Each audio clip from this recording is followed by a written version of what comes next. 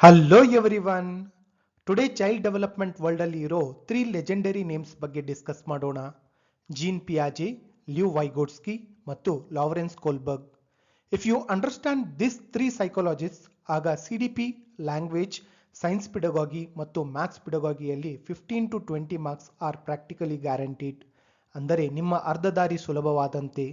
ಆದರೆ if you ignore them, ನಿಮ್ಮ CDP ಸೆಕ್ಷನ್ನಲ್ಲಿ there's a complete risk of failing. ಇದು ತುಂಬಾ ಸೀರಿಯಸ್ ವಿಷಯ. ಇನ್ನು ಸ್ಟೂಡೆಂಟ್ಸ್ ಮಧ್ಯೆ ಇರುವ ಬಿಗ್ಗೆಸ್ಟ್ ಕನ್ಫ್ಯೂಷನ್ ಅಂದರೆ whether language comes first or thought. ಅಷ್ಟೇ ಅಲ್ಲದೆ ಡೆವಲಪ್ಮೆಂಟ್ ಫಸ್ಟ್ ಆರ್ ಲರ್ನಿಂಗ್ ಅನ್ನೋದು ಕೂಡ ದೊಡ್ಡ ಪ್ರಶ್ನೆ. ನೋಡಿ, this is a classic debate. ಆದ್ದರಿಂದಲೇ in the next few minutes ನಾವು ಈ 3 ಥಿಯರೀಸ್ ಬಗ್ಗೆ ಡೀಟೇಲ್ಡ್ ಕಾನ್ಸೆಪ್ಚುಯಲ್ ಬ್ರೇಕ್ ಡೌನ್ ಮಾಡೋಣ. Let's dive deep into their concepts. ನಾವು ಚೈಲ್ಡ್ ಡೆವಲಪ್ಮೆಂಟ್ ಅಂತ ಹೇಳಿದ ತಕ್ಷಣ ನಮಗೆ ಸ್ಕೂಲ್ ಮಾರ್ಕ್ಸ್ ಮತ್ತೆ ರಿಪೋರ್ಟ್ ಕಾರ್ಡ್ಸ್ ಮಾತ್ರ ತಲೆಗೆ ಬರುತ್ತೆ. But actually real story is much bigger than that. ಒಬ್ಬ ಮಗು, ದಟ್ ಇಸ್ ಚೈಲ್ಡ್, ಹೇಗೆ ಥಿಂಕ್ ಮಾಡುತ್ತೆ, ಜನರ ಜೊತೆ ಹೇಗೆ ಮಿಂಗಲ್ ಆಗುತ್ತೆ ಅಂಡ್ ರೈಟ್ ವರ್ಸಸ್ ರಾಂಗ್ ಮಧ್ಯೆ ಇರುವ ಡಿಫರೆನ್ಸ್ ನ ಹೇಗೆ ಅರ್ಥ ಮಾಡಿಕೊಳ್ಳುತ್ತೆ ಅನ್ನೋದೇ ಈ ಕತೆ. ನಮ್ಮ ಜರ್ನಿನ ಜೀನ್ ಪಿಯಾಜೆ ಅವರ ಜೊತೆ ಸ್ಟಾರ್ಟ್ ಮಾಡೋಣ. ಜೀನ್ ಪಿಯಾಜೆ, ಕಾಗ್ನಿಟಿವ್ ಡೆವಲಪ್ಮೆಂಟ್ ಥಿಯರಿ. ಸಿಂಪಲ್ ಆಗಿ ಹೇಳಬೇಕು ಅಂದರೆ ನಮ್ಮ ಥಿಂಕಿಂಗ್ ಮತ್ತು ಅಂಡರ್ಸ್ಟ್ಯಾಂಡಿಂಗ್ ಪವರ್ ಹೇಗೆ ಗ್ರೋ ಆಗುತ್ತೆ ಅನ್ನೋದು. ಪಿಯಾಜೆ ಒಂದು ಅಮೇಸಿಂಗ್ ಮಾತು ಹೇಳಿದ್ದಾರೆ. ಸೊ ಹಿ ಸೇಡ್, ಮಗು ಅಂದರೆ ಒಂದು ಬ್ಲಾಂಕ್ ಸ್ಲೇಟ್ ಅಲ್ಲ. That is, a child is not a blank slate. ನಮಗೆ ಬೇಕು ಬಂದಿದ್ದೆಲ್ಲ ಬರೆಯೋಕೆ. No way, a child is an active constructor. ಒಂದು ತರ ಲಿಟಲ್ ಸೈಂಟಿಸ್ಟ್ ಇದ್ದ ಹಾಗೆ. ಅವರು ತಮ್ಮ ಸುತ್ತಮುತ್ತಲಿರೋ ಪ್ರಪಂಚ, ದಟ್ ಇಸ್ ವರ್ಲ್ಡ್ ಜೊತೆಗೆ ಇಂಟರಾಕ್ಟ್ ಮಾಡಿ ಸ್ವಂತ ನಾಲೆಜ್ ಕ್ರಿಯೇಟ್ ಮಾಡ್ಕೊಳ್ತಾರೆ. ಜಸ್ಟ್ ಇಮ್ಯಾಜಿನ್, ಒಂದು ಮಗು ಒಂದು ಟಾಯ್ ಜೊತೆ ಆಡುವಾಗ ಅದು ಹೇಗೆ ವರ್ಕ್ ಆಗುತ್ತೆ ಅಂತ ಸ್ವಂತ ರಿಸರ್ಚ್ ಮಾಡಿ ನಾಲೆಜ್ ಬಿಲ್ಡ್ ಮಾಡುತ್ತೆ. So the next here, basic assumptions, how children really work. So ಪಿಯಾಜೆ ಯಾವಾಗಲೂ ಈ 3 ವಿಷಯಗಳನ್ನ ನಂಬುತ್ತಿದ್ದರು. So that is, a child is curious from birth. ಮಕ್ಕಳು ಹುಟ್ಟಿದಾಗಿನಿಂದಲೂ ತುಂಬಾ ಕ್ಯೂರಿಯಸ್ ಆಗಿರ್ತಾರೆ. Everything is a question for them. So ಇಲ್ಲಿ next, mental process. So learning ಅನ್ನೋದು ಬರೀ ಫಿಸಿಕಲ್ ಪ್ರಾಸೆಸ್ ಅಲ್ಲ, ಇದು ಒಂದು ಮೆಂಟಲ್ ಕಾಗ್ನಿಟಿವ್ ಪ್ರಾಸೆಸ್. ಮೈಂಡ್ ಒಳಗೆ ಕ್ಯಾಲ್ಕುಲೇಷನ್ ನಡೀತಾ ಇರುತ್ತೆ. So development in stages. ಎಲ್ಲ ಡೆವಲಪ್ಮೆಂಟ್ ಒಂದೇ ಸಲ ಆಗೋದಿಲ್ಲ. ಪಿಯಾಜೆ ಪ್ರಕಾರ development occurs in stages, that is step by step ಆಗಿ ಮಗುವಿನ ಬುದ್ಧಿವಂತಿಕೆ ಬೆಳೆಯುತ್ತೆ. So the ultimate trick here it is, ನಿಮಗೆ ಎಕ್ಸಾಮ್ ಅಲ್ಲಿ ಕನ್ಫ್ಯೂಸ್ ಆದರೆ just remember this one simple formula, that is Piaget is equal to think. If the question is about thinking, mental structure or constructing knowledge, ಕಣ್ಣು ಮುಚ್ಚಿ ಪಿಯಾಜೆ ಹೆಸರು tick ಮಾಡಿ. ಪಿಯಾಜೆಸ್ key concepts, ಪಿಯಾಜೆ ಅವರ ಪ್ರಮುಖ ಪರಿಕಲ್ಪನೆಗಳು. ಸೊ ಇದರಲ್ಲಿ ಮೊದಲನೆಯದು schema, the information folders. So schema ಅಂದರೆ ನಮ್ಮ ಮೈಂಡ್ ಅಲ್ಲಿ ಇರೋ pre built packets or folders of information. ಇವು ನಮ್ಮ ತಲೆ ಒಳಗೆ ಇರೋ mental structures of knowledge. Easy trick, remember S for schema and S for structure. Simple ಆಗಿ ಹೇಳಬೇಕು ಅಂದರೆ schema means mental structure. So the next is assimilation. So that is ಹೊಸ ಮಾಹಿತಿಯನ್ನು ಹಳೆಯ ಜ್ಞಾನಕ್ಕೆ ಸೇರಿಸುವುದು, adding new information to the existing knowledge. Suppose ಮಗು ನಾಯಿ, ದಟ್ ಈಸ್ ವೈಟ್ ಡಾಗ್ ನ ಮೊದಲು ಬಾರಿ ನೋಡುತ್ತೆ ಅಂದುಕೊಳ್ಳಿ. Mother says this is a dog. So schema creation, ಮಗುವಿನ ತಲೆಯಲ್ಲಿ ಒಂದು ಫೋಲ್ಡರ್ ಕ್ರಿಯೇಟ್ ಆಗುತ್ತೆ. White color plus 4 legs, that is dog. So next time the child sees a white cat. So ಮಗು ಆ ಬೆಕ್ಕನ್ನು ನೋಡಿದ ಕೂಡಲೇ ಡಾಗ್ ಅಂತ ಕರೆಯುತ್ತೆ. Why? Because the child is adding this new animal into their existing dog folder. ಮಗು ಹಳೆ ಮಾಹಿತಿಯನ್ನು ಬಳಸಿಕೊಂಡು ಹೊಸ ವಿಷಯವನ್ನು ಅರ್ಥ ಮಾಡಿಕೊಳ್ಳಲು ಪ್ರಯತ್ನಿಸುತ್ತಿದೆ. So the exact definition, assimilation ಅಂದರೆ adding new information into existing schemas without changing them. So the trick here it is A for assimilation, A for add. The next is accommodation. So ಆಲೋಚನೆಯಲ್ಲಿ ಬದಲಾವಣೆ ಮಾಡುವುದು, changing one's thinking. Accommodation, the cat example. Suppose ಅದೇ ಮಗು ಒಂದು ಬೆಕ್ಕನ್ನು, that is cat, ನೋಡಿದಾಗ ಏನಾಗುತ್ತೆ? Even though it has 4 legs and a tail, its sound and size are very different from a dog. ಇಲ್ಲಿ ಹಳೆಯ, ದಟ್ ಇಸ್ ಡಾಗ್ ಸ್ಕೀಮಾ ಕೆಲಸ ಮಾಡಲ್ಲ, means old schema won't work. So ಮಗು ಆ ಪ್ರಾಣಿಯನ್ನು ನಾಯಿ ಅಂದುಕೊಂಡಿರುತ್ತೆ, ಆದರೆ ಆ ಬೆಕ್ಕು ಮ್ಯಾವ್ ಅಂದಾಗ ಮಗುವಿನ ಮೈಂಡ್ ನಲ್ಲಿ ಕನ್ಫ್ಯೂಷನ್ ಶುರುವಾಗುತ್ತೆ. ಮಗು ಏನು ಮಾಡುತ್ತೆ ಅಂದರೆ they will modify or change their old schema. ಮಗು ತನ್ನ ಆಲೋಚನೆಯನ್ನು ಬದಲಾಯಿಸಿ ಬೆಕ್ಕಿಗಾಗಿ ಒಂದು ಹೊಸ folder that is new folder create ಮಾಡುತ್ತೆ. ಸೊ ಈ ರೀತಿ ಮಾಹಿತಿಯನ್ನು ಬದಲಾಯಿಸುವುದನ್ನೇ ನಾವು ಅಕೊಮಡೇಷನ್ ಅಂತ ಕರಿತೀವಿ. Pro trick to remember, that is accommodation. So C in accommodation stands for change in thinking.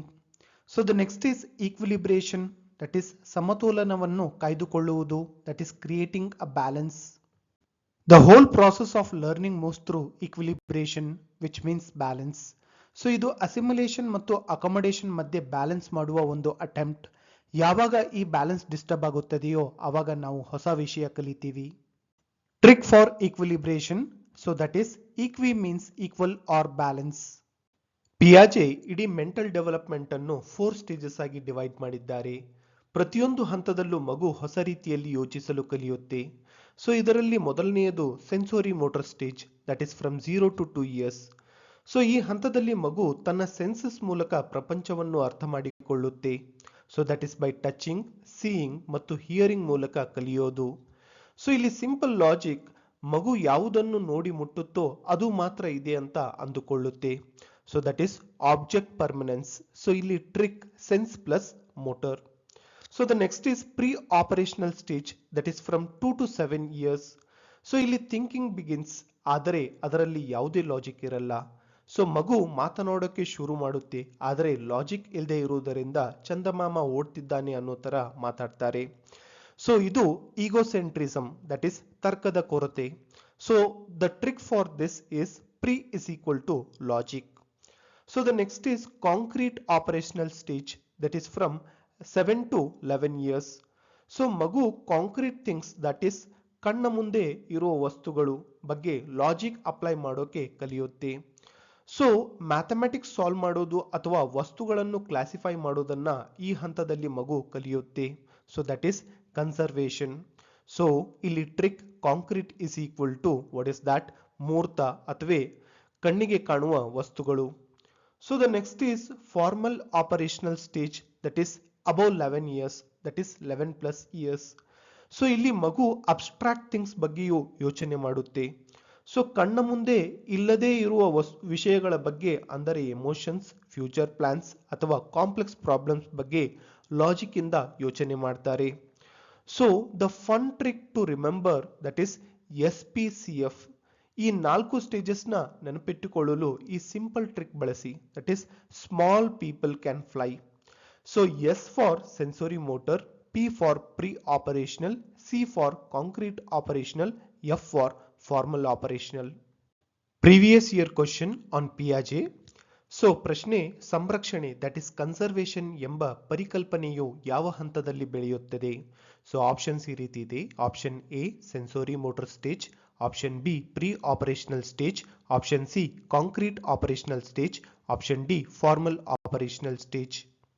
ಸರಿಯಾದ ಉತ್ತರ option C, that is concrete operational stage. So the trick here it is conservation is equal to concrete.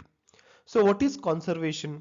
So imagine ಮಾಡಿ ನೀವು ಒಂದು wide glass, that is ಅಗಲವಾದ ಲೋಟದಿಂದ ನೀರನ್ನು ಒಂದು tall ಗ್ಲಾಸ್ಗೆ, ಉದ್ದವಾದ ಲೋಟಗೆ ಸುರಿಯುತ್ತೀರಿ.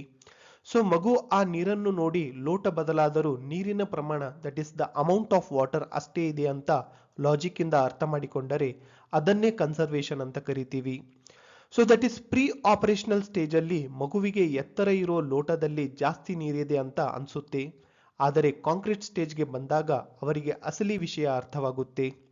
So the pro trick to remember here it is, exam hall ಅಲ್ಲಿ confusion ಆದರೆ ಈ ಸಿಂಪಲ್ ಲಾಜಿಕ್ ನೆನಪಿಡಿ. So conservation starts with C and it develops in the concrete operational stage. ಪಿಯಾಜೆ ಅವರ ಪ್ರಕಾರ ಮಗು ಅಂದರೆ ಒಬ್ಬ ಲೋನ್ ಸೈಂಟಿಸ್ಟ್ ಇದ್ದ ಹಾಗೆ, ಅಂದರೆ ಯಾರ ಸಹಾಯವಿಲ್ಲದೆ ತನ್ನಷ್ಟಕ್ಕೆ ತಾನೇ ಜ್ಞಾನವನ್ನು ಬೆಳೆಸಿಕೊಳ್ಳುವವನು. So he believed that cognitive development happens from inside out. ಇಲ್ಲಿ ಒಂದು ಮುಖ್ಯವಾದ ಪ್ರಶ್ನೆ ಬರುತ್ತೆ, where are society, friends and teachers? ಈ ಸಾಮಾಜಿಕ ಸಂಬಂಧಗಳ ಪಾತ್ರವೇನು? Now we have directly knocked on the door of Lev Vygotsky theory. ಅವರು ಒಬ್ಬ ಪ್ರಸಿದ್ಧ ಸೋಷಿಯಲ್ ಕನ್ಸ್ಟ್ರಕ್ಟಿವಿಸ್ಟ್. ವೈಗೋಟ್ಸ್ಕಿ ಅವರಿಗಂತೂ ಪಿಯಾಜೆ ಹೇಳಿದ ವಾದಕ್ಕಿಂತ ಪೂರ್ತಿ ವಿರುದ್ಧವಾದ ಅಭಿಪ್ರಾಯವಿತ್ತು. For him the equation is completely reversed. Lev Vygotsky social development theory. So Vygotsky ಅವರ ಮೇನ್ ಐಡಿಯಾ ಏನೆಂದರೆ ಲರ್ನಿಂಗ್ ಅನ್ನೋದು ಮೊದಲು ಸೋಷಿಯಲ್ ಲೆವೆಲ್ನಲ್ಲಿ ನಡೆಯುತ್ತೆ. ಅಂದರೆ it happens between two people. ಇಬ್ಬರ ನಡುವಿನ ಸಂವಹನದಿಂದ ಜ್ಞಾನ ಶುರುವಾಗುತ್ತೆ. ಅದಾದರ ನಂತರವಷ್ಟೇ it goes inside the child which is the individual level. ನಾವೆಲ್ಲರೂ ಮೊದಲು ನಮ್ಮ ಸೊಸೈಟಿ, ಕಲ್ಚರ್ ಅಂಡ್ ಲ್ಯಾಂಗ್ವೇಜ್ ಇಂದ ಕಲಿಯುತ್ತೇವೆ. So the educational implication of this is cooperative learning, that is ಸಹಕಾರಾತ್ಮಕ ಅಧ್ಯಯನ. So group work, that is ಗುಂಪು ಕಾರ್ಯ. Teacher as a guide, that is ಶಿಕ್ಷಕ, ದಟ್ ಈಸ್ ಮಾರ್ಗದರ್ಶಕ. So the trick here it is Vygotsky's V stands for V in village. ನೀವು ಯಾವಾಗ ವೈಗೋಟ್ಸ್ಕಿ ಹೆಸರು ಕೇಳುತ್ತೀರೋ ತಕ್ಷಣ ನಿಮಗೆ ವಿಲೇಜ್, ದಟ್ ಈಸ್ ಸಮಾಜ ನೆನಪಾಗಬೇಕು. ಯಾಕಂದರೆ ಹಳ್ಳಿಗಳಲ್ಲಿ ಅಥವಾ ಸಮಾಜದಲ್ಲಿ ಎಲ್ಲರೂ ಸೇರಿ ಹೇಗೆ ಕಲಿಕೆಗೆ ಸಹಾಯ ಮಾಡುತ್ತಾರೋ ವೈಗೋಟ್ಸ್ಕಿ ವಾದ ಕೂಡ ಅದೇ ಆಗಿದೆ. ವೈಗೋಟ್ಸ್ಕಿಯ ಪ್ರಮುಖ ಪರಿಕಲ್ಪನೆಗಳು. So the 3 key concepts of Vygotsky. So Vygotsky ಅವರ ಸಿದ್ಧಾಂತದಲ್ಲಿ ಅತಿ ಮುಖ್ಯವಾದ ಕಾನ್ಸೆಪ್ಟ್ ಅಂದರೆ ZPD, that is zone of proximal development.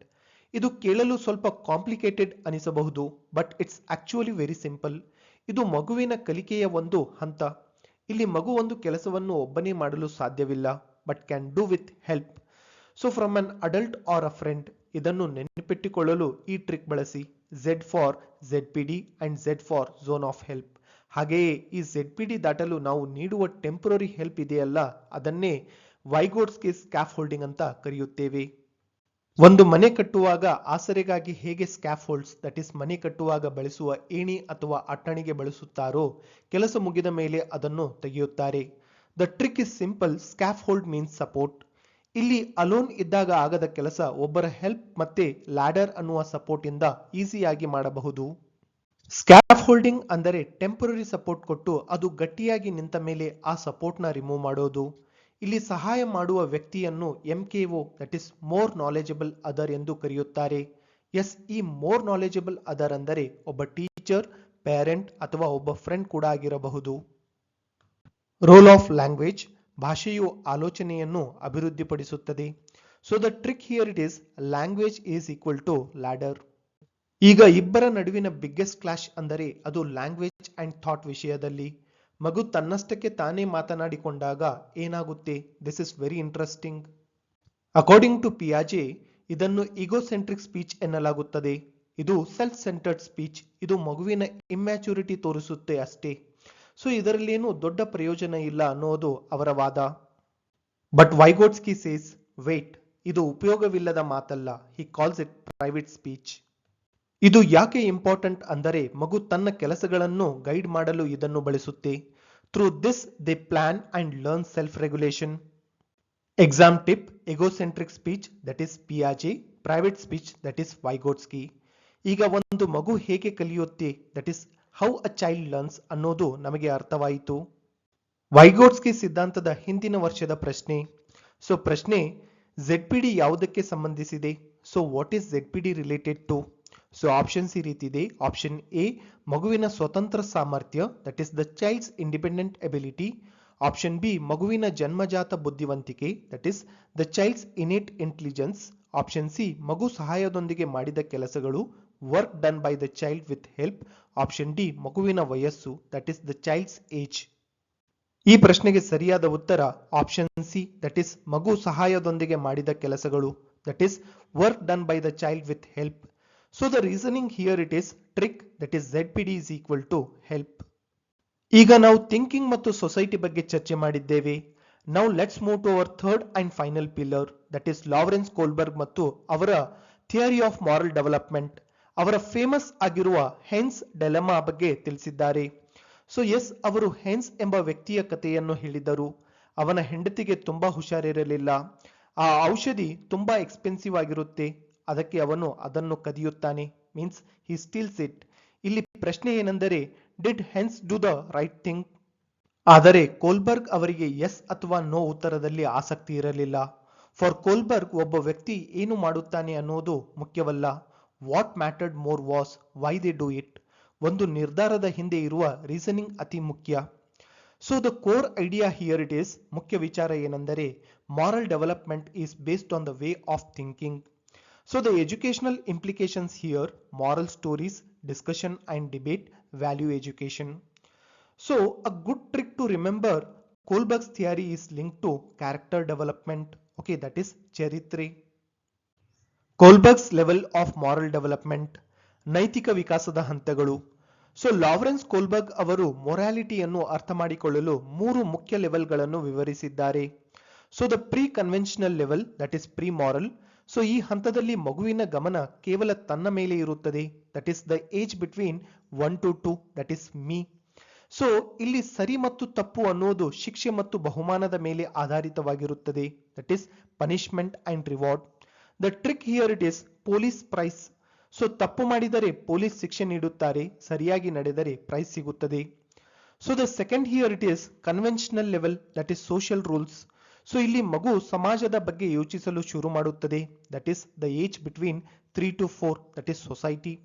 So ನಾವು ಸಮಾಜ ಮತ್ತು ಅದರ ನಿಯಮಗಳನ್ನು ಪಾಲಿಸುತ್ತೇವೆ, because they are rules, society and rules. So the trick here it is public, that is rules. ಸಮಾಜದ ನಿಯಮಗಳೇ ಇಲ್ಲಿ ಅಂತಿಮ, that is law and order. So the third here it is post conventional level, that is universal. So ಇದು ಅತ್ಯುನ್ನತ ಹಂತ, ಇಲ್ಲಿ ನಿರ್ಧಾರಗಳು ಅಂತರಾತ್ಮದ ಮೇಲೆ ಆಧಾರಿತವಾಗಿರುತ್ತದೆ. So the age here it is 5 to 6, that is self or conscience. So ಸರಿ ಮತ್ತು ತಪ್ಪಿನ ನಿರ್ಧಾರಗಳು ವೈಯಕ್ತಿಕ ತತ್ವಗಳ ಮೇಲೆ ಆಧಾರಿತವಾಗಿರುತ್ತದೆ, that is personal principles. So the trick here it is personal principles, that is ಕಾನೂನಿಗಿಂತ ಮನುಷ್ಯತ್ವ ಮತ್ತು ತತ್ವಗಳೇ ದೊಡ್ಡದು. ಆದರೆ ಈ ಸಿದ್ಧಾಂತಕ್ಕೆ ಒಂದು ಮೇಜರ್ ಕ್ರಿಟಿಕ್, ದಟ್ ಇಸ್ ಟೀಕೆ ಇದೆ. ಇದನ್ನು ಕ್ಯಾರೋಲ್ ಗಿಲಿಗನ್ ಅವರು ನೀಡಿದರು. ಇವರು ಕೋಲ್ಬರ್ಗ್ ಅವರ ಸ್ಟೂಡೆಂಟೇ ಆಗಿದ್ದರು. ಅವರ ಪ್ರಕಾರ ಕೋಲ್ಬರ್ಗ್ಸ್ ಥಿಯರಿ ಎಂಬುದು ಜೆಂಡರ್ ಬಯಾಸ್ಡ್ ಆಗಿದೆ, ಯಾಕೆಂದರೆ ಅವರ ಸಂಶೋಧನೆಯ ಸ್ಯಾಂಪಲ್ನಲ್ಲಿ ಕೇವಲ ಹುಡುಗರು, ದಟ್ ಇಸ್ ಓನ್ಲಿ ಬಾಯ್ಸ್ ಮಾತ್ರ ಇದ್ದರು. ಗಿಲಿಗನ್ಸ್ ಆರ್ಗ್ಯುಮೆಂಟ್ ಏನೆಂದರೆ ಬಾಯ್ಸ್ ನ್ಯಾಯದ ದೃಷ್ಟಿಕೋನದಿಂದ ಯೋಚಿಸುತ್ತಾರೆ, thinks in terms of justice. Girls ಕಾಳಜಿ ಅಥವಾ ಸಂಬಂಧಗಳ ದೃಷ್ಟಿಕೋನದಿಂದ ಯೋಚಿಸುತ್ತಾರೆ, thinks in terms of care. So exam tip: ಒಂದು ವೇಳೆ ಪ್ರಶ್ನೆಯಲ್ಲಿ ನೀವು ಕ್ಯಾರೋಲ್ ಗಿಲಿಗನ್ ಅಥವಾ ಫೆಮಿನಿಸ್ಟ್ ಪರ್ಸ್ಪೆಕ್ಟಿವ್ ಅಂತ ನೋಡಿದರೆ ಅದು ಕೋಲ್ಬರ್ಗ್ಸ್ ಕ್ರಿಟಿಕ್ಗೆ ಸಂಬಂಧಿಸಿದ್ದು ಅಂತ ನೆನಪಿಡಿ. Previous year question on Kohlberg. So law and order orientation ಯಾವ ಹಂತಕ್ಕೆ, ದಟ್ ಇಸ್ ಲೆವೆಲ್ಗೆ ಸಂಬಂಧಿಸಿದೆ? ಸೊ ಆಪ್ಷನ್ಸ್ ಈ ರೀತಿ ಇದೆ. Option A pre conventional level, option B conventional level, option C post conventional level, option D none of this. ಈ ಪ್ರಶ್ನೆಗೆ ಸರಿಯಾದ ಉತ್ತರ option B, that is conventional level. So the trick here it is reasoning law is equal to society, that is level 2. Final comparison, the master trick.